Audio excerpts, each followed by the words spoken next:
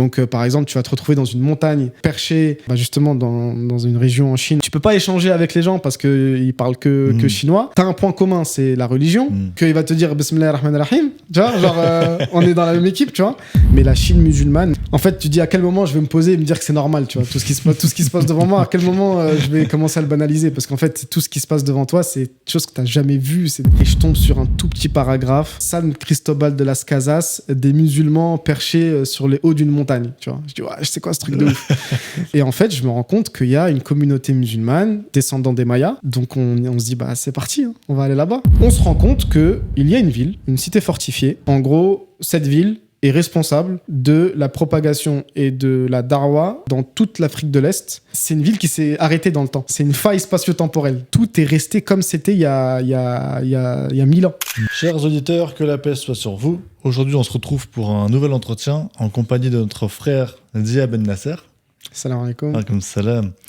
Là, ça va être super parce qu'on va parler voyage, on va parler culture, on va parler peuple, parfois peuple oublié aussi, ou en voie de disparition. Donc, tu es le fondateur de Musulmans aux confins du monde. Ouais, on peut. Alors, la version anglaise, c'est Unexpected. La version anglaise, ouais. La version anglaise, c'est Unexpected Muslims. La version française, c'est Musulmans du bout du monde. Et je fais partie des réalisateurs de l'équipe. On est 4. Donc 3 co-réalisateurs et une personne qui est plus dans la communication. Et du coup, on a fondé, il y a pas mal d'années maintenant, cette série documentaire Musulmans du bout du monde. Et l'idée de départ, en fait, c'était de se dire, nous, on était étudiants à l'époque, on n'avait pas trop voyagé, on avait l'argent de la bourse, il y avait quelque chose à faire. Et on se disait, moi, à l'époque, je faisais pas mal de vidéos, j'étais un peu dans ce domaine-là. Le frère Gabriel, il était plus dans l'histoire. Le frère Wissem, le troisième, il était dans le journalisme. Et en fait, on se disait, nous 3, on pouvait faire quelque chose qui s'apparenterait à des documentaires de voyage. C'est comme ça que ça a commencé, en fait. Et d'ailleurs, pour l'anecdote, on voulait faire le transsibérien. Ouais. Parce que Gabriel, il avait un délire avec la Russie. Ça s'est pas fait parce que c'était trop compliqué. Et en plus, on s'était rendu compte que le transsibérien, en fait, c'est pas du tout ce que nous, on pensait. Maintenant, c'est devenu un voyage de luxe, ça coûte super cher, rien à voir avec ce qu'on voulait faire. Mais dans cette réflexion était né un voyage en Bosnie. Le fait de faire un voyage en Bosnie, d'aller voir un peu les jeunes qui n'avaient pas vécu la guerre, parce que donc, la guerre s'était arrêtée en 95, essayer d'un peu rencontrer les jeunes là-bas et de voir un peu comment ils voient leur avenir, sachant que eux ils sont nés après la guerre, en fait. Et d'où est partie l'idée? Pourquoi la Bosnie? Ça, c'était vraiment, au départ, c'était un kiff de Gabriel qui avait un kiff sur la Russie et l'Europe de l'Est de manière générale. Ok, d'accord. Et pourquoi je raconte ça? C'est qu'en fait, c'est en Bosnie. Alors moi, je viens avec ma caméra. Wissem, lui, il avait un petit bagage de journaliste, mais c'était encore un peu du bricolage. On était étudiants. Mais c'est en Bosnie, en fait, quand on commence à travailler sur ce sujet-là, qu'on se rend compte qu'en fait, il y a un autre sujet, qui était justement le fait on était sur une terre composée à majorité de musulmans, en tout cas dans la Bosnie actuelle, avec une ethnie, les Bosniaques, qui sont autochtones et musulmans, autochtones européens et musulmans. Et c'est à ce moment-là qu'on s'est rendu compte qu'on était en capacité, par notre fraternité musulmane, de rencontrer des gens. Pour nous, c'était le bout du monde, la Bosnie, même si géographiquement, c'est pas très loin. On s'est dit, tiens, il y a quelque chose à faire sur les musulmans autochtones. Ça a commencé comme ça. Et le deuxième critère, qui est le statut de minorité, il est venu justement lorsqu'on a vu qu'en fait, les Bosniaques, certes, aujourd'hui, ils font partie d'un pays où démographiquement, c'est l'ethnie majoritaire, mais historiquement, ça a toujours été une minorité dans la région. Et c'est là où on s'est dit, en fait, il y a un sujet hyper intéressant qu'on peut développer, c'est des musulmans qui ont une double spécificité. Ils sont à la fois autochtones et minoritaires. Autochtones et minoritaires, ça veut dire aussi qu'ils sont loin du berceau, on va dire, islamique, ou en tout cas arabe, et qui sont un peu à la périphérie, en fait, de la situation musulmane. Et c'est là où on s'est dit que non seulement ils ont quelque chose de très intéressant à nous partager, parce que du fait de leur statut de minorité, ils ont dû développer un travail, une réflexion sur comment déjà le vivre ensemble, mais surtout comment se penser en tant que groupe ethnique ou religieux dans une région qui parfois était hostile, parfois avait des dynamiques qui étaient en leur défaveur. qu'est-ce qu'ils ont développé justement pour préserver leur identité, mais qu'est-ce qu'ils ont aussi développé comme notion, en tout cas expérience du pluralisme religieux. Et ces deux notions-là, en fait, ont fait qu'on a créé cette série documentaire Unexpected Muslims, donc musulmans inattendus. Et c'est pas juste du folklore, hein, c'est pas on va voir des musulmans qu'on connaît pas parce qu'on les connaît pas ou parce qu'ils sont atypiques. L'idée, c'était surtout de travailler sur cette question de la minorité et aussi de la préservation culturelle, parce qu'on pense que ce sont des expériences qui peuvent aussi, nous, musulmans vivant en France, mais de manière générale en Occident, on peut s'en inspirer. Donc c'est comme ça que ça a commencé. Ok. Est-ce que c'est un lien aussi avec ton parcours perso ? Alors moi, à la base, pas trop, parce que j'ai fait des études d'économie. Ok. C'est vrai qu'en parallèle, j'avais beaucoup d'activités artistiques, parce que j'étais dans des collectifs hip-hop quand on était plus jeune. Du coup, forcément, à un moment donné, tu sais, quand t'as pas de sous, tu fais tes propres clips. Donc c'est comme ça que ça a commencé, en fait, mon rapport à la vidéo.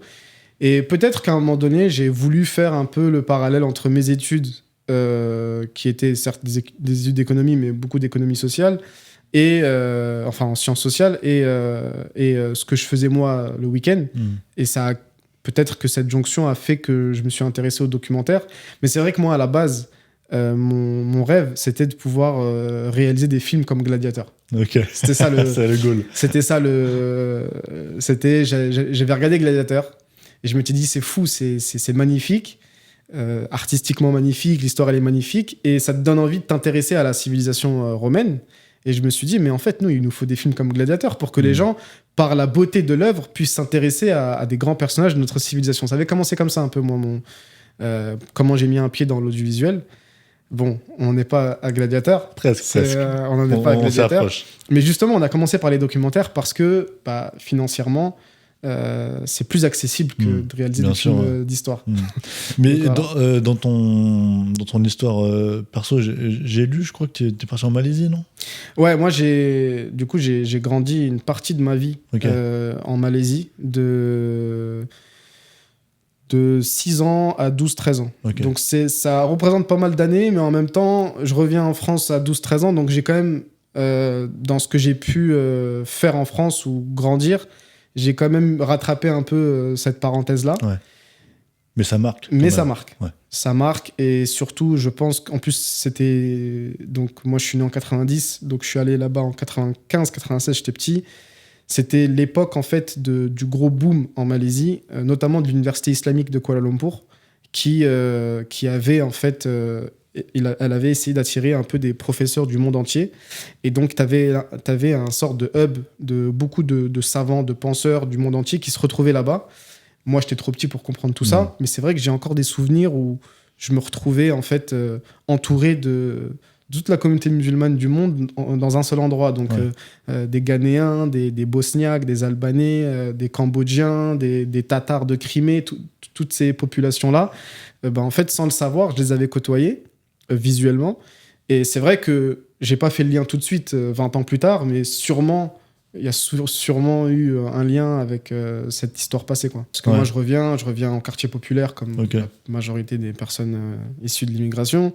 Donc, je reviens, j'ai l'impression j'ai chargé une nouvelle map, tu vois. J'étais en Malaisie dans un contexte très différent. Après, je suis né en France, hein, donc mais mes souvenirs de 0 à 4 ans, c'est sûr. Ils sont plus présents. Donc je reviens. Donc le choc, il est plus social.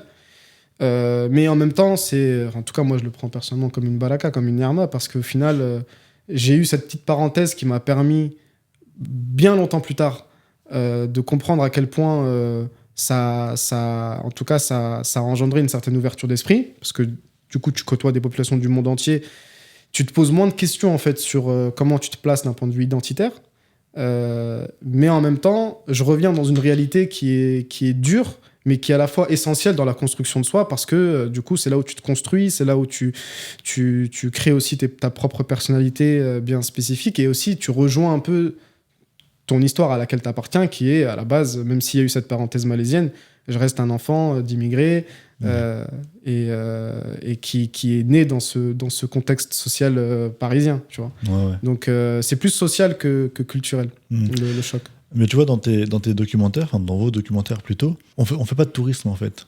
Pas vraiment, tu vois. Vous voulez mettre en lumière des peuples qui sont soit oubliés, soit qui ont subi un génocide, par exemple les Bosniaques en Bosnie. Pourquoi cette ligne-là? Bah, déjà, il y a avant toute chose, ces documentaires-là, ils naissent d'un engagement. L'engagement, c'est de se dire qu'il faut reprendre la main sur notre narrative, entre guillemets. Ça, on l'entend un peu partout. Mais c'est le fait de vraiment de se dire, on a une histoire commune, du coup là, une histoire commune qui est très diverse. Et cette histoire, on va essayer de la raconter, mais avec notre propre perspective et notre propre approche. Et déjà, la première chose, c'était de se dire que on voulait vraiment mettre en avant ces populations-là dans leur intérieur. Donc, par exemple, je crois qu'à part pour le documentaire de la Chine, il n'y a pas de voix off. On essaie de faire en sorte que le fil conducteur soit vraiment construit par les personnes qu'on rencontre.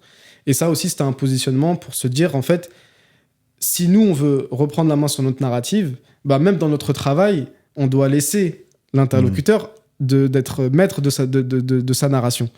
Donc ça, c'était un peu le premier engagement. Et le deuxième, c'était justement de prendre conscience en fait, de la mosaïque culturelle que compose la civilisation musulmane et de ce qu'elle peut apporter, justement, comme tu as dit. En fait, paradoxalement, les flux migratoires ont fait qu'on crée des ummas un peu partout. Quand je dis umma, je parle vraiment de cette diversité culturelle, linguistique, que certains pays musulmans n'ont pas. Donc, dans certains pays musulmans, tu vas parler de umma, mais ça reste quelque chose de théorique. Alors que nous, on la vit, cette umma. Tu vois, on la vit au quotidien. Et ça ne veut pas dire que c'est facile, justement. Il y a beaucoup de débats, il y a beaucoup de discussions. Mais au final, ça crée une sorte de créativité qu'on a retrouvée, justement, chez ces peuples. Et qui peuvent nous inspirer. Du coup, c'est quoi cette créativité-là ? Tu vois, c'est tout simple, hein, mais par exemple, tous les mécanismes de dynamique communautaire, c'est-à-dire comment faire pour, au sein d'une région dont on n'est pas, on va dire, qui n'est pas en notre faveur, comment faire pour préserver un héritage, une tradition. Là, je pense par exemple notamment sur le documentaire qu'on a fait à Harar, en Éthiopie, où ils ont un système qui s'appelle les Afocha, qui est une sorte de micro-organisation sociétale qui va prendre en charge toutes les, on va dire, toutes les étapes importantes de la vie, la naissance, le mariage, la mort, donc les funérailles, etc., mais qui va aussi prendre en compte tout le fonctionnement social de la vie d'un Harari. Okay. Ne pas appartenir à une Afocha, c'est comme si c'était une mort sociale, tu vois. Et tous les Harari vont, par exemple, être membres d'une Afocha. Et aujourd'hui, on en reparlera peut-être un peu après sur comment on en est arrivé là, mais aujourd'hui, le fait que les Harari existent encore, malgré le fait qu'ils soient, entre guillemets, en extinction, d'un point de vue démographique, c'est grâce à la Focha, par exemple. Okay. Donc, un système qui, à la base, est traditionnel et qui est important, mais qui n'est pas, on va dire, incontournable, ils se rendent compte, après des décennies et des siècles, que c'est ça qui a fait qu'ils existent encore. Et en tant que musulman vivant en Occident, justement, c'est des choses qui me parlent. Ça fait écho à des problématiques qu'on peut avoir, nous, ici en France. Donc, c'est pour ça qu'en fait, ces voyages-là, au-delà d'être que de la découverte, c'est aussi il y a un vrai engagement derrière, il y a une vraie inspiration pour réussir à s'inspirer, parce qu'on ne peut pas copier-coller des choses qui n'ont rien à voir d'un point de vue spatio-temporel, mais en tout cas s'inspirer, en tout cas nourrir une réflexion qu'on a en France, parce que, qu'on le veuille ou non, en France, on est en plein dedans. On n'est pas, l'histoire est en train de se faire. On est en train de créer notre propre destin de minorité.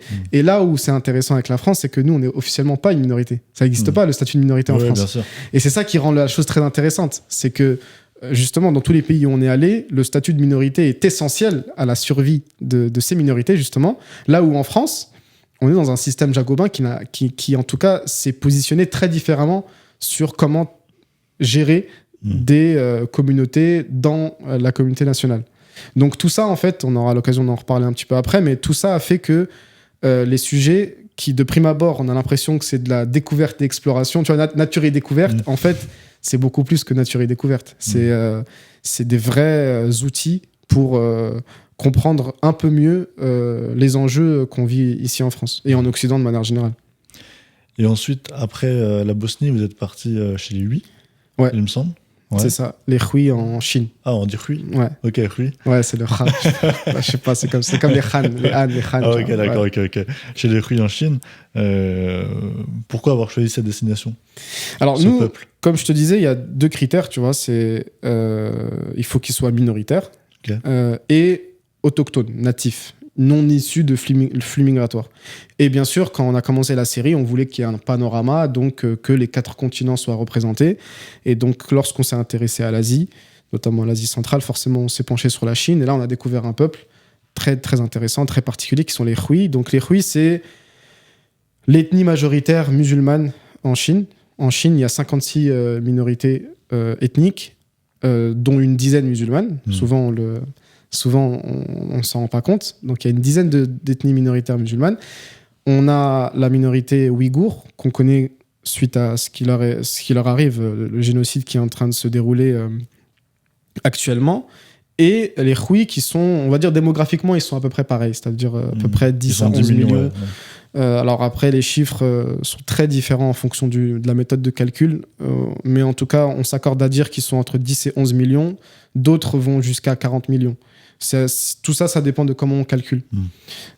Certains vont calculer par rapport au nombre de mosquées, et d'autres vont calculer par rapport à des registres, mais les registres ne sont pas très fiables, donc ils essaient de trouver un peu entre les deux. Donc Okay. on sait qu'aujourd'hui, on peut dire qu'ils sont entre 11 et 40 millions. C'est la même chose que le point de vue des manifestants, Ouais. du syndicat de la préfecture de police. Selon la préfecture de police, ouais. Ok. Donc ouais, les Hui et les Ouïghours, c'est à peu près la même démographie. Ils sont à peu près 10 à 11 millions.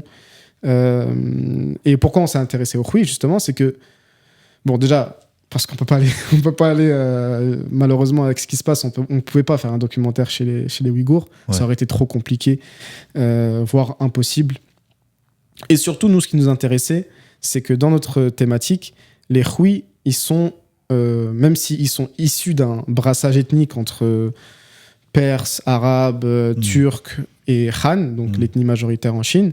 Après, ça remonte du 7e siècle, je crois. C'est ça, ouais. Donc ça remonte quand même... alors non, enfin, 7e siècle, ça c'est la toute première, on va dire, rencontre entre l'islam et la Chine. C'est quand les marchands, les soldats et tout, ils venaient. Et ensuite, la route de la soie, c'est un peu après. Et l'ethnie Hui, elle se construit vers le 13e, D'accord. 13e siècle, 12e siècle. Il faudrait vérifier, mais c'est en tout cas bien longtemps après.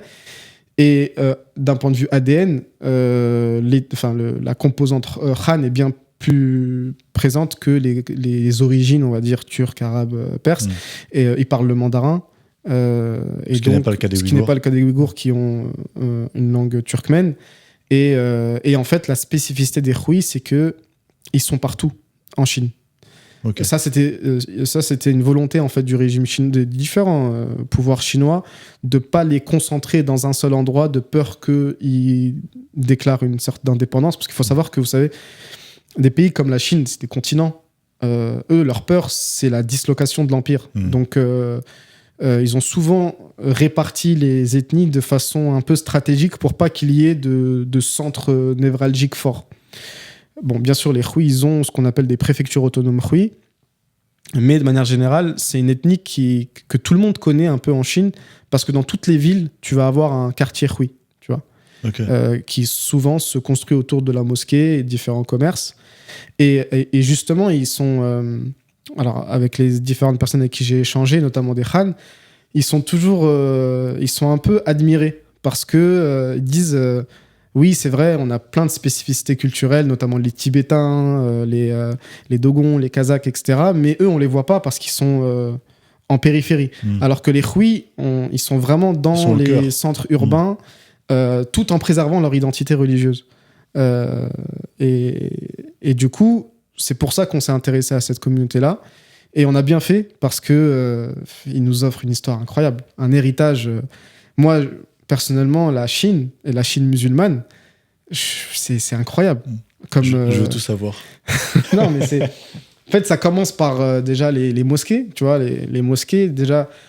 Tu sais, quand t'arrives en Chine, t'es jamais allé en Chine de ta vie, t'as tout l'univers dans ton, tu vois, dans ton inconscient, tu as tout ce que représente la culture chinoise et de manière générale la culture d'Asie centrale.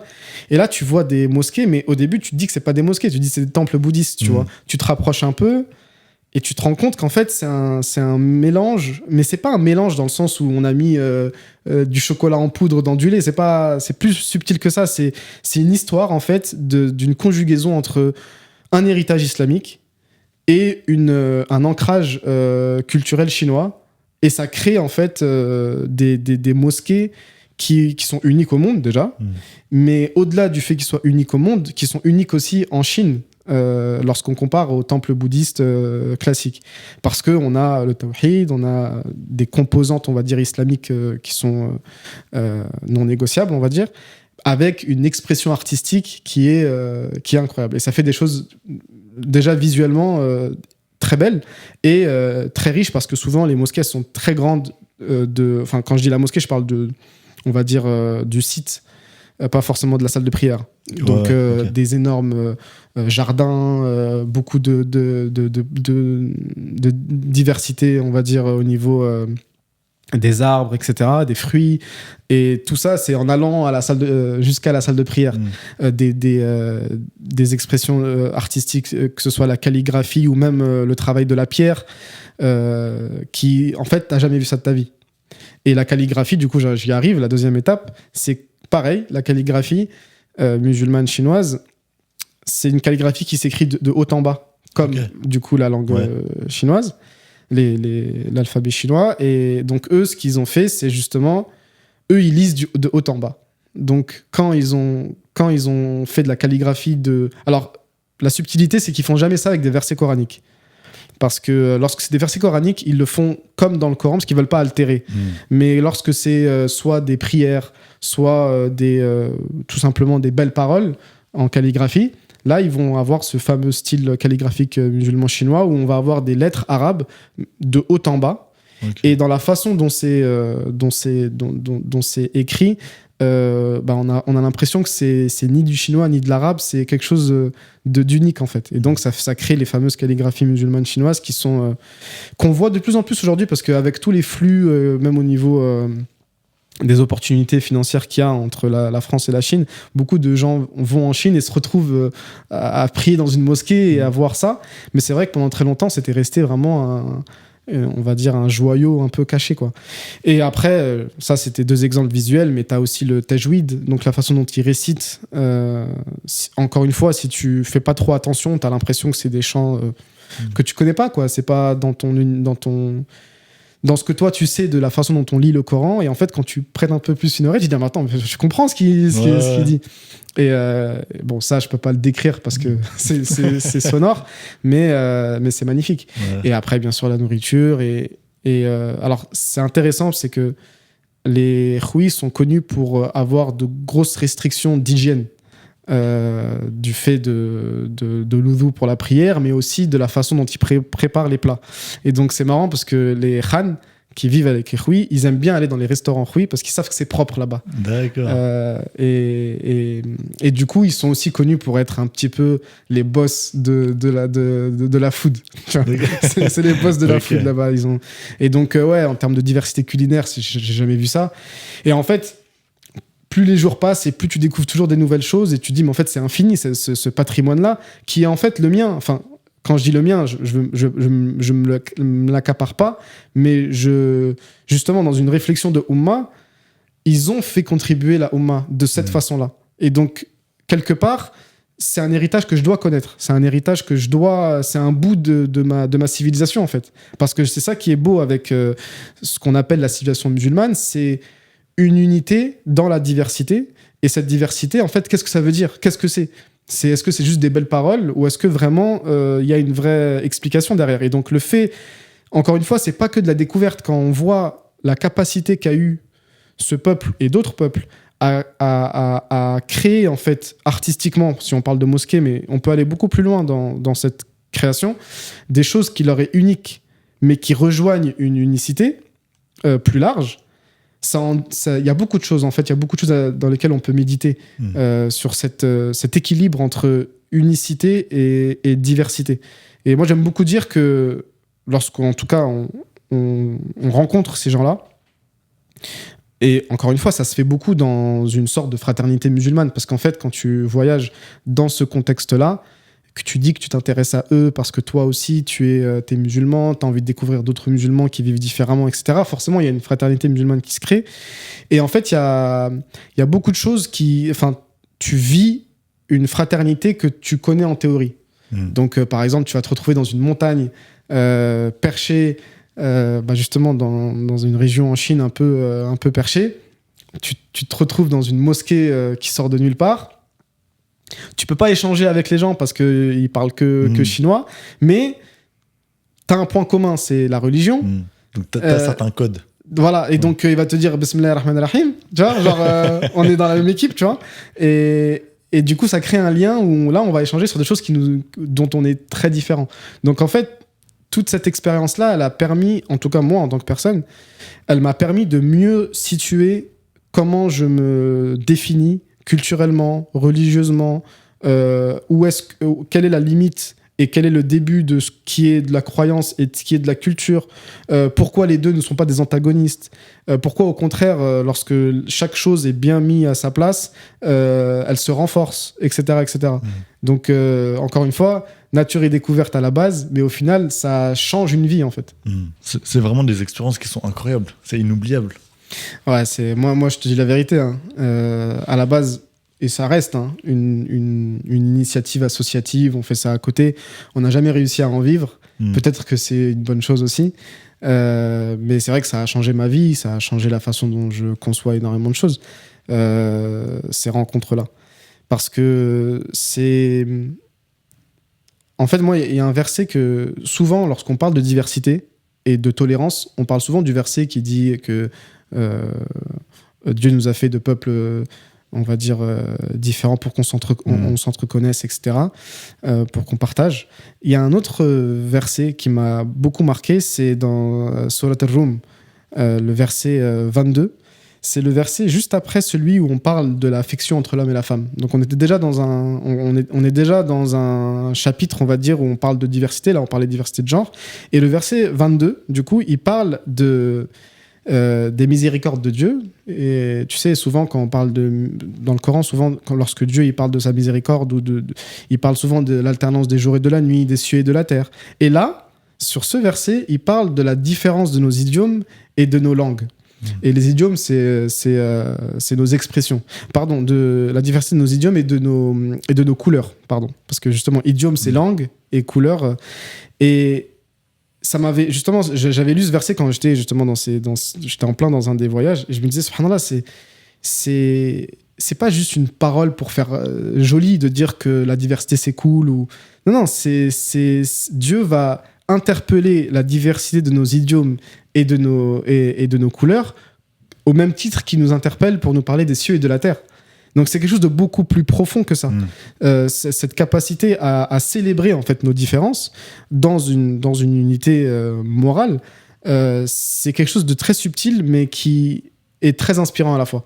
Et justement le fait d'avoir pu vivre ça à travers des voyages et non pas que à travers de la théorie, je pense que ça transforme. Et après les Ruis, vous êtes parti en Amérique latine ? C'est ça. Après, changement d'ambiance, changement de décor. Là, on est sur mouvement zapatiste, on est sur les guerrillos, etc. Alors, comment ça arrivé ce voyage-là ? Pareil, toujours le même fil conducteur. Et on voulait le continent américain. Sauf que le continent américain, on sait bien que historiquement, c'est moins... Il y a des théories, mais je ne suis pas historien, donc on va rester sur ce qu'on sait. On se disait, bon, comment on traite cette partie du globe ? Et là, je tombe par hasard sur un ancien... J'étais en train de déménager. Et mon frère, il avait des magazines Géo. Je sais pas si tu vois à l'époque, ouais. Je sais pas pourquoi, j'ouvre le truc parce que j'étais en train de ranger et je tombe sur un tout petit paragraphe. San Cristobal de las Casas, des musulmans perchés sur les hauts d'une montagne. Tu vois, je dis, ouais, c'est quoi ce truc de ouf. Et en fait, je me rends compte qu'il y a une communauté musulmane, Tzotzil, donc c'est une ethnie descendante des Mayas.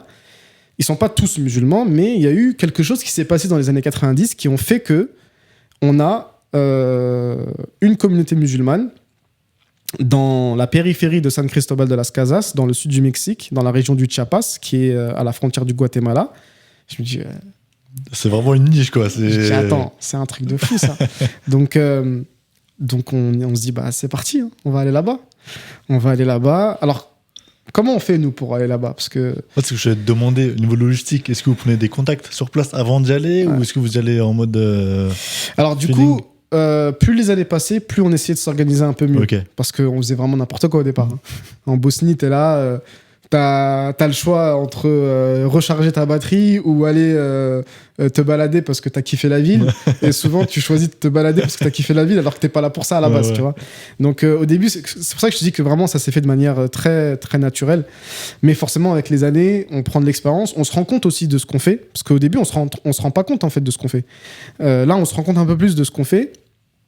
Et donc, c'est beaucoup de travail en amont. On travaille sur le sujet 1 an avant. Ouais, ça prend à peu près 1 an de construire les contacts, de lire suffisamment sur le sujet, mais pas que, parce que tu vois, par exemple, si on parle de l'expérience des Tzotzil, il fallait qu'on comprenne aussi la culture Tzotzil, la culture maya. Donc, on a beaucoup lu sur la culture Tzotzil, un livre, tout ce qu'on trouvait en fait en français sur ça, on lisait. Et ensuite, bien sûr, l'expérience terrain, donc le fait de contacter des gens, de réussir à avoir un poids d'un tâche. Et ça, c'était une expérience magnifique parce que, en fait, ce qui se passe, c'est qu'eux, ils vivent à la périphérie. C'est des favelas, tu vois, on va dire c'est l'équivalent de favelas. Et en fait, j'ai pas de point de contact. Je sais pas comment je peux commencer à trouver un point de contact. Je sais pas, pour ceux qui connaissent Couchsurfing. Couchsurfing, c'était le Airbnb du pauvre à l'époque. C'était, en gros, tu te mettais en contact avec des gens pour justement prendre leur canapé. C'est pour ça que ça s'appelait Couchsurfing. Et en fait, moi, je l'utilisais pas forcément pour squatter leur canapé, mais parce que souvent, c'était des gens qui étaient dans l'échange et qui eux-mêmes voyageaient. Et donc, quand tu leur parlais de ton projet, ça leur parlait direct. Et c'est ce qui s'est passé. J'ai trouvé quelqu'un sur ce site-là qui était en fait une infirmière de San Cristobal et qui disait en fait moi je connais un peu cette communauté parce que de temps en temps je vais dans ces favelas là pour des soins. Et c'est comme ça que ça a commencé. Elle m'a trouvé le numéro d'un des imams que j'ai contacté et c'était très drôle parce que moi je lui envoie tout un truc bien carré, voilà, on va faire ça et lui il me répond juste bienvenue, tu vois. Et du coup, je sais pas, moi, c'est trop flou. Donc j'essaie de gratter un petit peu plus d'informations, mais la seule information que j'ai, j'ai bien compris quand tu venais, tu seras la bienvenue. Mikasa, Tukasa. Voilà. Je dis, ok, Mikasa, Tukasa, c'est parti, on va prendre le billet d'avion, on prend le billet d'avion.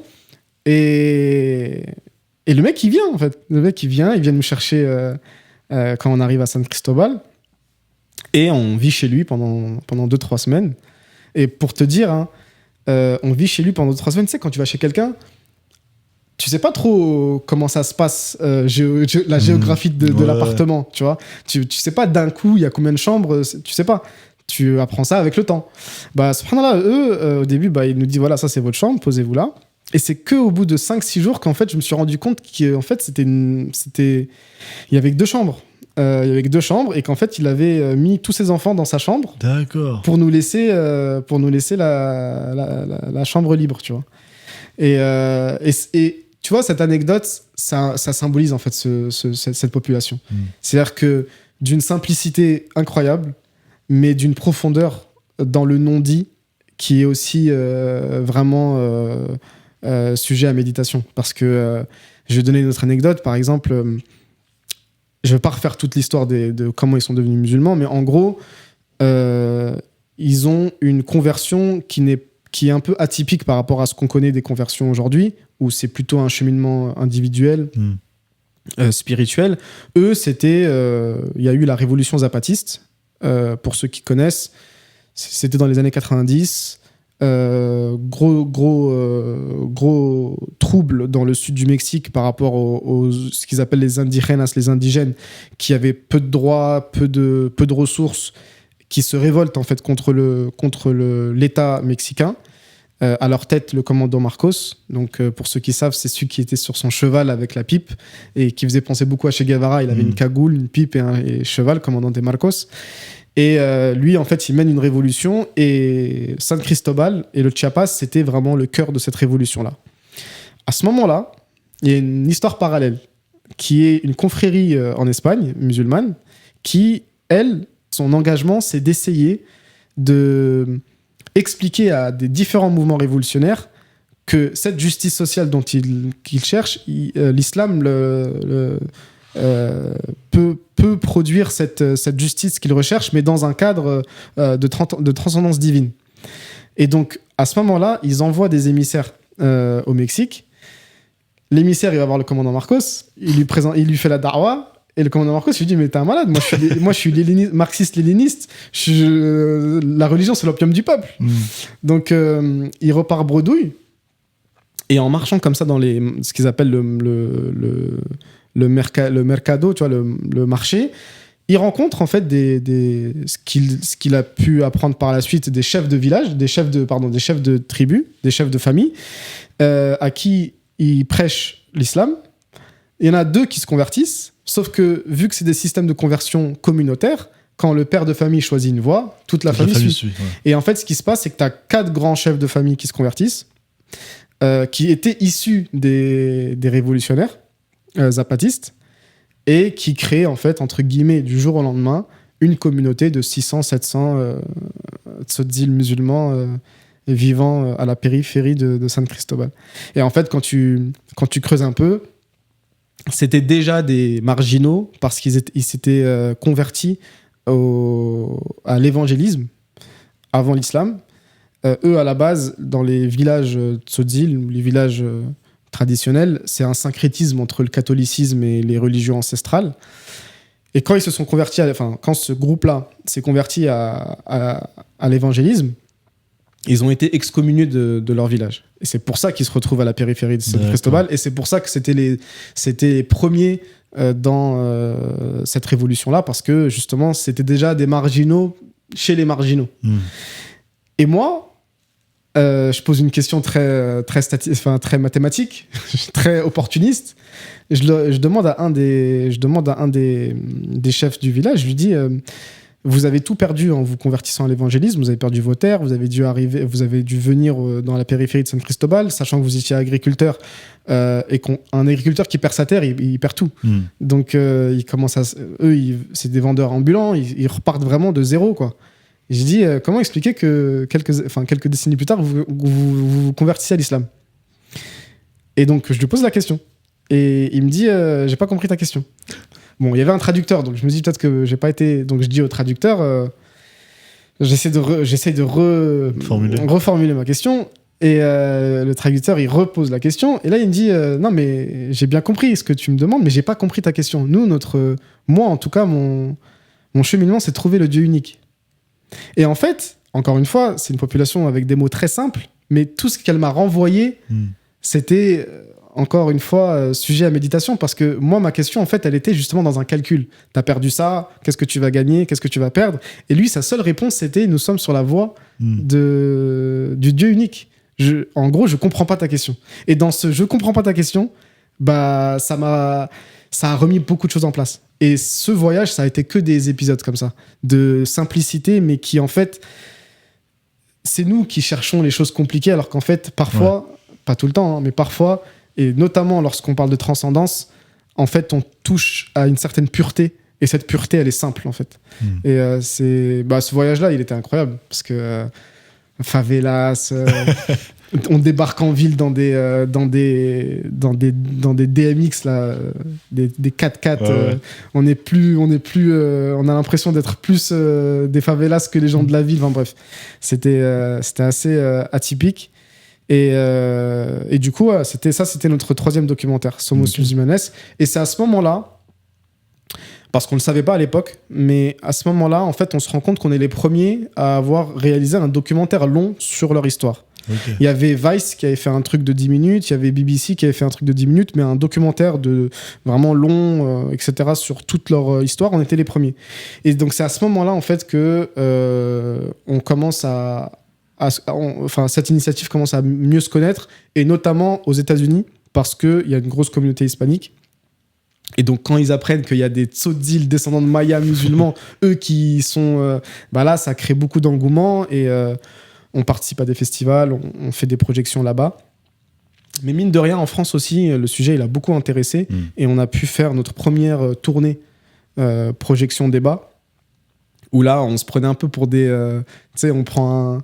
Tu sais, les mecs qui font les tournées dans un van, tu vois, là, c'était à peu près le même délire, mais avec des documentaires. Et on crée, en fait, cette tournée documentaire. Et c'est là où, on va dire, on commence à exister dans le paysage culturel français. Et du coup, c'est quoi la critique du public français ? La critique du public français, souvent, c'était... ah ouais, c'est un vrai docu. Ah ouais, moi je pensais que c'était un truc vite fait, quoi. Genre présentation PowerPoint, tu vois. Ouais. Et donc la première critique, c'est ah ouais, en fait, on est dans Ouais, un vrai taf. on est dans du documentaire, Ouais, quoi. ouais. Après, attention, ça reste un documentaire réalisé à une personne. Enfin, quand je dis une personne, c'est-à-dire que moi je filme. J'ai pas d'équipe, tu vois, donc je gère le son, la vidéo, etc. Donc ça reste des documentaires, ce qu'on appellerait un peu des documentaires d'auteur, tu vois. C'est pas Netflix, tu vois. Mais il y a ce premier truc de ah ouais, en fait c'est un vrai docu, genre je vais au cinéma, en fait. Je vais au cinéma, je me pose avec ma femme, avec mes enfants, avec ma mère, et c'est là où on commence à se dire mais en fait on a ce qu'on appelle un objet culturel entre les mains. On peut créer des événements culturels, des soirées culturelles. En fait, on peut faire de nos documentaires ce qui va animer la semaine d'une personne pour sa nourriture intellectuelle et culturelle. Et donc, c'est comme ça qu'on s'est beaucoup intéressé à ce format de projection débat. Parce qu'attention, quand on fait des documentaires, la première question qui se pose, c'est qu'est-ce qu'on en fait de ce documentaire ? Tu vas le mettre sur YouTube. T'as bossé dessus pendant 2 ans, t'as vécu des trucs de ouf, t'as délapidé tout ce qui te reste de ta bourse pour le faire. Tu le mets sur YouTube, ça y est, tu vois. Comment faire pour faire vivre en fait une œuvre ? C'est là où justement, on va dire le deuxième volet de notre réflexion sur cette série, c'est comment la faire vivre. Et les projections débat, c'était la réponse, en tout cas une des réponses à comment faire vivre nos œuvres un peu indépendantes, un peu justement film guérilla, quoi. Et ce qu'on appelle les films guérilla de manière générale, c'est quand on filme à une main, qu'on fait un peu tout nous-mêmes. Et c'est là où les documentaires, les projections documentaires ont vraiment été une très bonne réponse à tout ça, quoi. Et actuellement, on peut les retrouver quelque part ? Du coup, maintenant, bien sûr, les 3 documentaires dont on a parlé, c'est sur les plateformes de streaming notamment. Donc il y a Maya+, qui est une plateforme de streaming assez nouvelle en France. Axé sur des contenus familiaux et qui reprend aussi pas mal de choses qu'on a pu faire dans la communauté musulmane, mais pas que. Eux, ils ont pris les droits des documentaires. On peut les retrouver sur Vimeo directement, donc en VOD, sur notre site internet, ou alors il y a d'autres plateformes, mais du coup anglaises, qui ont les droits. Donc c'est plateforme de streaming. Et ensuite, on continue à faire des projections débat dès qu'on est invité dans des universités ou dans les associations qui nous invitent. On fait des projections, on a un débat à la fin. En général, les gens ils nous disent que le débat il est aussi important que la projection, ce qui nous fait plaisir, parce que ça nous permet de justement allier une œuvre culturelle. Le plus intéressant, c'est l'échange. Ouais, voilà, c'est ça. Et du coup, là, on a fini le 4e documentaire, le 4e opus en Éthiopie. Et on va commencer la tournée documentaire avec, on commence toujours par Paris, par le QG. Et donc ça commence le 17 octobre, Inch'Allah. Très bien. Et qu'est-ce que tu peux nous dire sur ce docu ? Il y a beaucoup de choses à dire sur Harar. Donc le documentaire, c'est Harar, la cité islamique oubliée. Pourquoi ce titre ? C'est parce que justement, pareil, on se dit... faut bien inclure le continent africain, ce qui est un peu différent parce que l'Afrique a une histoire musulmane qui est très importante, donc le fait de garder ce fil conducteur de autochtones et minoritaires un peu atypique, c'était moins évident en Afrique. Mais en fait, pas du tout. Parce que y a énormément de pays, aujourd'hui des pays, mais qui à l'époque étaient des régions, où des minorités musulmanes existent et ont eu les mêmes problématiques que les autres minorités qu'on a rencontrées. Alors, forcément, lorsqu'on parle de... Donc, du coup, forcément, on exclut l'Afrique du Nord, parce que c'est... ils sont majoritaires. On exclut l'Afrique de l'Ouest aussi. Il nous reste l'Afrique centrale, l'Afrique de l'Est et l'Afrique, on va dire, plus du Sud. Et forcément, lorsqu'on parle d'Afrique de l'Est, on pense à l'Abyssinie. Et lorsqu'on pense à l'Abyssinie, on pense à la première hijra, forcément. Donc tout commence comme ça, en fait. Tout commence avec la première hijra et la question très naïve de « Mais ils sont devenus quoi, les mecs qui sont restés là-bas ?» Tu vois, parce qu'en fait, en tout cas, on sait qu'il y a la première hijra. On sait moins qu'il y a eu 2 hijras, en fait, en Abyssinie. Parce qu'il y a la première hijra, les compagnons, ils y vont avec un tout petit groupe. Ils restent pas très longtemps en Abyssinie. C'est là où il y a la fameuse histoire du Négus qui les accueille, etc. En fait, il y a une deuxième histoire parce que ils restent pas très longtemps. On leur dit que ça s'est calmé à la Mecque, vous pouvez revenir. Donc ils reviennent, ça s'est pas du tout calmé, et donc ils repartent. Mais quand ils repartent avec plus de 80 personnes, les Sahaba. Et c'est la deuxième hijra qui a plus d'impact en fait. Et d'ailleurs, les anecdotes qu'on connaît sur les échanges, sur le fait que Amr ibn al-As, il est venu pour essayer de les récupérer, etc. En fait, c'est la deuxième hijra, c'est pas la première. Okay. Et dans cette deuxième hijra, justement, la fameuse question, on sait qu'il y a des gens qui sont restés là-bas. Que sont devenus leurs descendants ? Je dis que c'est une question naïve parce que ça se passe pas comme ça. C'est une histoire qui date du 7e siècle. C'est pas, on va pas aller trouver, lui, en fait, tu vois, ça marche pas comme ça. Mais on joue le jeu, on va là-bas, on va donc c'est la ville, c'est Negash. Et en fait, elle a été baptisée derrière le nom de Nejashi, qui est le Négus. Dans cette ville, il y a en fait là où reposeraient certains Sahaba et le Négus qui se seraient convertis à l'islam. Dans l'historiographie musulmane, le prophète sallallahu alayhi wa sallam, il a fait la prière du mort, de l'absent, quand il a appris la mort du Négus. Et on a dans la tradition orale le fait que le Négus s'était converti à l'islam, qu'il ne s'est pas converti officiellement à l'islam parce qu'en tant que Négus, ça créerait plus de problèmes et plus de désordre qu'autre chose, mais qu'en tant qu'individu, il s'était converti à l'islam. Il serait enterré avec les Sahaba, certains Sahaba dans cet endroit à Nejash qui est assez sublime parce que c'est en haut d'une montagne avec une vue incroyable, etc. Et une petite communauté musulmane qui vit autour. L'Éthiopie, on connaît son histoire orthodoxe, le fait que c'est une des communautés chrétiennes les plus anciennes, mais c'est aussi l'une des communautés musulmanes les plus anciennes. Et comme aiment le dire les Éthiopiens musulmans, l'islam est arrivé en Éthiopie avant Médine. Et ça, ils aiment beaucoup le rappeler. Parce que, et c'est là où, et pareil, c'est là où en fait tu resitues beaucoup de choses, c'est que l'islam est arrivé en Éthiopie avant Médine, c'est un fait. Et donc, quand tu es éthiopien, en fait, tu dis le prophète sallallahu alayhi wa sallam, physiquement, enfin quand on dit physiquement dans le sens de son vivant, il a prêché l'islam à notre peuple. Tu vois, c'est comme ça qu'ils le voient. Donc eux, en gros, pour eux, d'un point de vue temporel, c'est comme si c'était à la Mecque, tu vois. Et c'est comme ça qu'ils le voient. Et souvent, ils aiment me rappeler que l'islam est arrivé en Éthiopie avant Médine. Et effectivement, dans notre inconscient collectif, qu'on soit musulman ou non musulman, peu importe, mais ça reste quelque chose de périphérique, alors qu'en réalité, et on le verra par la suite, la Corne de l'Afrique de l'Est, a eu des relations avec le monde arabe bien plus importantes, par exemple, qu'elle a eu avec l'Afrique de l'Ouest, par exemple. Et d'ailleurs, c'est marrant, parce que dans l'équipe, on est 4, 2 personnes d'origine tunisienne, un Italien et un frère d'origine sénégalaise. Et quand on est parti en Éthiopie, nous, ceux d'origine tunisienne, on pouvait se débrouiller en arabe avec les Éthiopiens musulmans qui avaient beaucoup de notions d'arabe parce que même leur langue, c'est sémitique, donc il y a des rapprochements. Le frère sénégalais, il était perdu. Il était perdu et c'était très drôle parce que les Éthiopiens, ils l'appelaient le Black African, tu vois. Okay. Il dit, mais attends, mais si lui, c'est un Black African, toi, t'es quoi? Il me dit, ouais, moi, je suis un Red African et toi, t'es un White African, tu vois. Et du coup, rien que ça, tu dis, ah ouais, en fait, encore une fois, c'est pas des choses intellectuelles, c'est des choses que tu vis. En fait, tu vivais une sorte d'unité africaine dans une diversité énorme. Toi, t'es blanc, le frère du Sénégal, il est plus sombre que le frère d'Éthiopie, et il s'appelle par des couleurs Black African, Red African, White African, etc. Et tu dis, mais en fait, il y a une continuité, il y a quelque chose qui nous unit dans notre diversité. Pareil, tu vois, dans un sujet un peu à part, mais c'est le voyage aussi qui te permet d'avoir des déclics comme ça.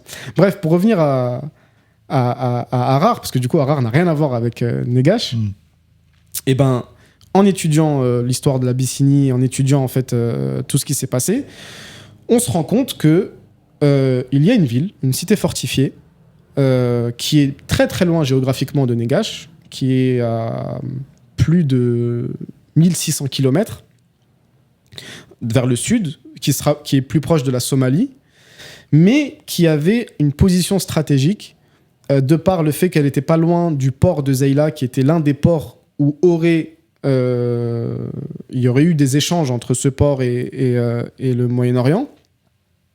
Et le fait que c'est une ville qui a été créée, qui a été fondée, on va dire, même si elle existait en tant qu'habitation par le passé, mais elle a été fondée par un savant qui s'appelle Abadir au Xe siècle, 11e, Xe siècle. Certains, dans la tradition orale, considèrent que c'était un peu plus lointain, mais qui aurait fondé cette cité fortifiée qui s'appelle Harar, et qui, en fait, est devenue, avec le temps, on va dire, centre névralgique de toute la propagation religieuse en Afrique de l'Est. Okay. En gros, cette ville est responsable de la propagation et de la darwa dans toute l'Afrique de l'Est, on va dire, en featuring avec Hadramaut au Yémen. Okay. Parce qu'on sait que en fait, il y a des grandes villes comme ça, Hadramaut au Yémen, Tombouctou, Qayrawan, Fès. C'est des villes où on sait que ça a été des centres névralgiques de la propagation religieuse, de l'enseignement religieux. Harar en faisait partie.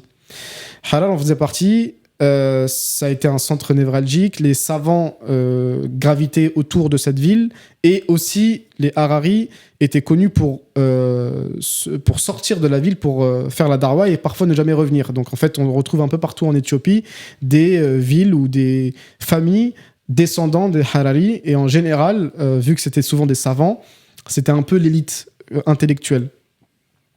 Cette ville, je passe quelques détails, mais cette ville, à un moment donné, elle est devenue fortifiée. Il y a eu des murs avec 5 portes. Et ça, on le découvrira dans le documentaire. Ouais, ça, on va le découvrir. Et du coup, ce qui s'est passé, c'est que lorsqu'ils ont fortifié la cité, en fait, c'était pour se protéger, parce qu'il y avait beaucoup d'invasions. Il y avait beaucoup, à l'époque, de guerres interreligieuses aussi, notamment. Mais en faisant ça, en fait, quand tu y vas aujourd'hui, c'est une ville qui s'est arrêtée dans le temps. C'est une faille spatio-temporelle, tu vois. Okay. Tu rentres dans la ville, tu te dis, ah ouais, c'est un truc de malade. Tu marches dans des ruelles, tout est resté comme c'était il y a 1000 ans. Je dis 1000 ans, mais je grossis le trait. La ville a plus de 1000 ans, mais les portes et la cité, c'était vers 1000, il me semble, si je dis pas de bêtises, vers 1400, quelque chose comme ça. Donc on est plus sur du 600, 700 ans. Mais en tout cas, ce qui est à l'intérieur de cette cité a plus de 1000 ans, que ce soit les bâtisses, les manuscrits.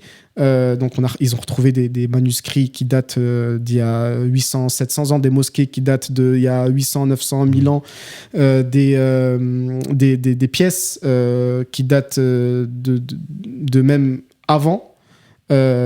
Chinoise. Donc les archéologues ont retracé en fait que cette ville-là était aussi responsable d'échanges avec l'Inde et la Chine notamment, etc. Bref, un truc totalement inattendu dans une petite ville, hein, elle est petite d'un point de vue superficie, mais son impact il a été énorme. Et même ça, c'était aussi très inspirant quand tu vois donc son impact d'un point de vue propagation religieuse, et même de manière générale ce qu'elle a apporté parce qu'après c'est devenu un pays, l'Éthiopie. Donc vous savez, en Afrique souvent les frontières ont été tracées à la règle, donc la notion de pays parfois elle peut brouiller certaines pistes lorsqu'on veut réfléchir plutôt en région. Donc là notamment par exemple tu as le pays Éthiopie, le pays Somalie, mais en fait dans cette zone un peu entre les deux, c'est des régions qui ont eu le même destin en fait. Mais donc Harar a eu un rôle énorme dans cette région, qui est énorme, hein, c'est une région énorme, mais la ville est toute petite. Et donc ça te donne aussi, tu vois, à l'échelle humaine, tu dis comment des gens peuvent faire des choses qui dépassent l'individu juste par la volonté et par le fait de sacrifier, on va dire, de sa personne pour le faire. Donc c'est une ethnie qui a été connue, qui est très connue pour leur savoir religieux, notamment à Addis Abeba, donc la capitale actuelle d'Éthiopie. C'est eux qui ont été à l'initiative de la plupart des initiatives de construction de mosquées, d'écoles, etc. Et donc, c'est vraiment une élite. Problème, c'est que plein d'épisodes d'émigration pour diverses raisons, notamment souvent des phases d'oppression, qui ont fait qu'ils sont devenus minoritaires dans leur propre ville. Donc il y a beaucoup plus de Harari à l'extérieur de Harar qu'à Harar. À Harar, ils sont à peine maintenant 10%. Okay. Donc se pose la question de la préservation du patrimoine, de comment composer avec les autres ethnies pour qu'il y ait un terrain d'entente, etc., etc. Un sujet très intéressant parce qu'en plus, et ça renvoie aussi à notre histoire à nous, vivant en France, c'est que, comme je te disais, la plupart ont quitté Harar. Au début, c'était la capitale éthiopienne, les environs, et ensuite, avec l'immigration plus moderne, c'est les États-Unis, la Suisse notamment, le Canada, etc. Et donc se pose la question des gens là-bas, qu'est-ce que je transmets à mes enfants pour pas perdre ce joyau qu'on a? Et pourquoi Harar, la cité islamique oubliée? C'est que personne connaît cette cité. Et quand je dis personne, je parle surtout de nous en tant que musulmans. Encore une fois, c'est notre patrimoine. Et même si, bien sûr, surtout pour des personnes qui sont déjà dans une quête identitaire du fait de notre propre immigration, forcément la priorité reste de maîtriser sa propre histoire familiale, nationale, mais le fait de maîtriser aussi son histoire civilisationnelle, c'est extrêmement important pour avoir des points de fixation. Le fait d'avoir des points de fixation historiques, ça te permet aussi de mieux te projeter vers l'avenir. Souvent, on dit que les personnes qui s'intéressent à l'histoire, ils sont bloqués dans le passé.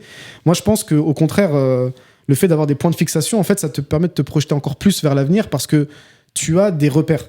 Tu as des repères historiques, culturels, sociaux, et ça te permet de mieux envisager, en fait, tout ce qui arrive et de mieux envisager l'avenir et le futur. Bref, parenthèse fermée, ces parents-là qui sont au Canada, aux États-Unis, etc., se posent des questions que nous, on se pose. C'est-à-dire, comment je fais pour transmettre cet héritage à mes enfants ? Est-ce que je dois revenir à Harar ? Est-ce que je peux faire vivre l'esprit de Harar à l'extérieur des murs ? Enfin bref. Et donc ça, c'est des questions, vous le verrez dans le documentaire, hyper d'actualité, que tout immigré ou enfant d'immigré se pose. Et nous, c'est juste à la sauce Harari, à la sauce, on va dire, civilisationnelle. Et ça sera le 17 octobre, Inch'Allah, à Paris. Inch'Allah. Et ensuite, c'est quoi les projets ? Et les valises sont prêtes pour aller où ? Alors, ce qui se passe, c'est que vu que le documentaire sur la Bosnie, quand on était bien jeunes quand on l'a fait et on faisait un peu n'importe quoi... On voulait faire un remake ? En fait, on considère qu'il n'est pas au niveau des autres documentaires d'un point de vue réalisation. Donc, on a déjà tourné. On a retourné un documentaire, mais avec une approche plus large que ce qu'on avait fait au départ, où vraiment, là, on s'intéresse à l'ethnie bosniaque. Pourquoi l'ethnie bosniaque est aujourd'hui musulmane ? Quelles ont été les dynamiques qui ont fait que... Donc, vous remontez plus loin, en fait. Voilà, on remonte beaucoup plus loin. On a fini le tournage, et donc, du coup, ce qui va arriver après l'Éthiopie, c'est la Bosnie, enfin, c'est le documentaire sur la Bosnie, mais de manière plus large. Et ensuite, on aura fini les 4 continents. Ouais. Et là, en fait, on aimerait faire une petite pause sur la réalisation de documentaire.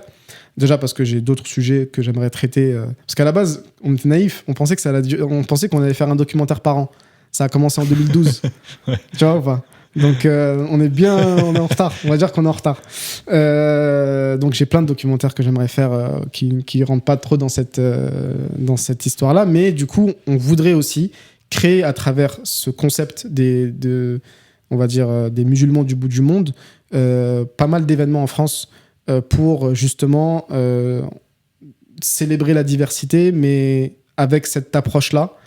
Mieux comprendre ces dynamiques de ce qu'est une culture, ce qu'est une religion. Si on parle justement de la communauté musulmane, on aimerait vraiment apporter une réponse, des éléments de réponse sur tout ce qui est questionnement lié à l'intégration, à l'assimilation, à la frontière entre culture et dogme, etc.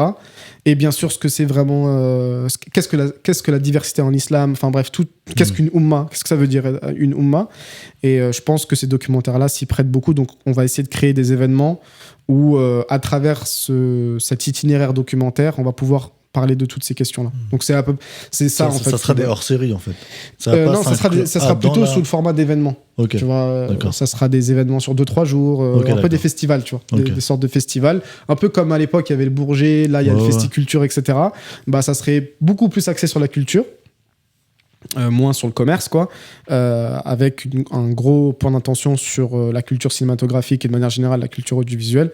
Donc on aimerait vraiment marquer le coup avec ces 4 documentaires-là, à travers ces événements-là, réussir à inviter justement des gens de tous ces pays-là et de créer en fait des moments comme ça de Oumma en France.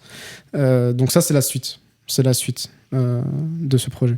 Ok, très bien. Mais si tu veux savoir, on avait identifié encore 3 peuples qu'on voulait vraiment intégrer dans la série. C'était les Tatars de Crimée, compliqué en ce moment.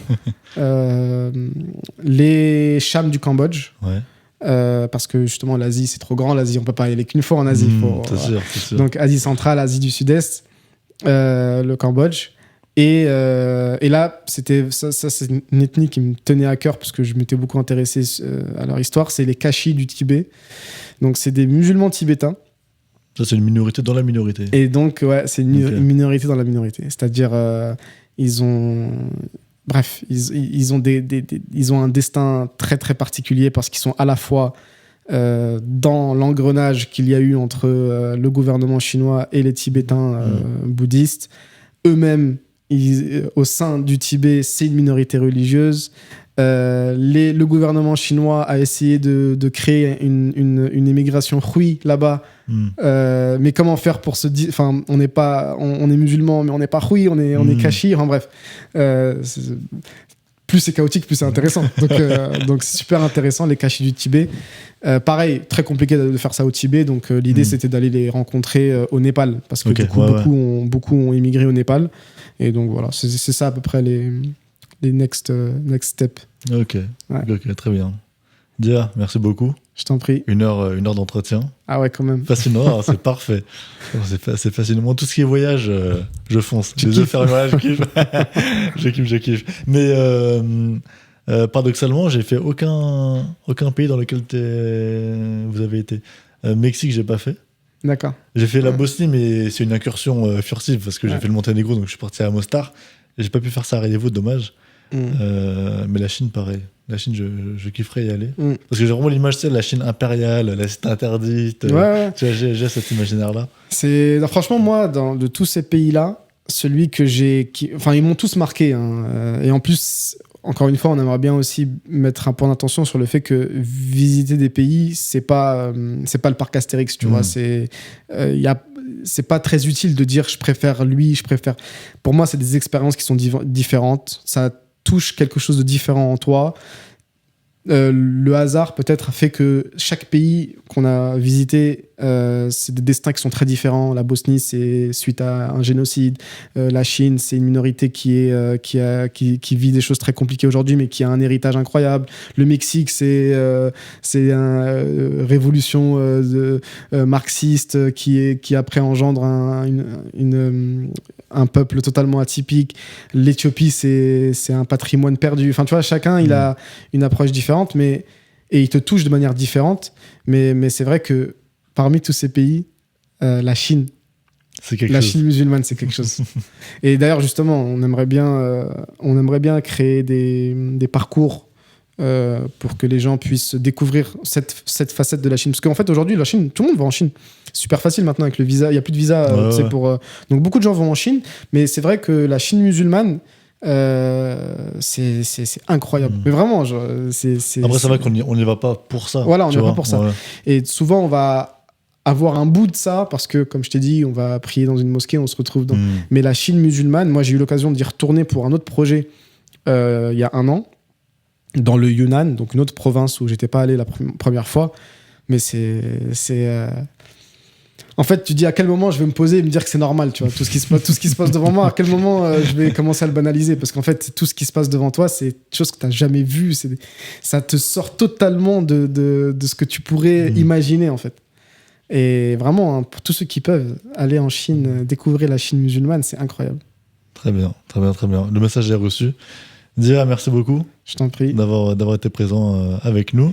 Je rappelle à tous nos auditeurs que l'entretien est disponible sur YouTube, sur notre page El Bayina, et également en podcast, El Bayina Podcast, sur toutes les plateformes. Et on retrouvera le film documentaire Harar le 17 octobre à Paris. C'est ça. Et on s'inscrit où d'ailleurs? Sur notre page Instagram Unexpected Muslims, il y a le lien en bio. La billetterie, elle est disponible. Ça sera le 17 octobre à 20h dans le 20e arrondissement de Paris. Très bien, c'est noté. On espère qu'il y aura un maximum de monde. En tout cas, moi, j'y serai. Inch'Allah. Inch'Allah. Inch'Allah. Merci beaucoup, Dia. Je t'en prie. Trafic.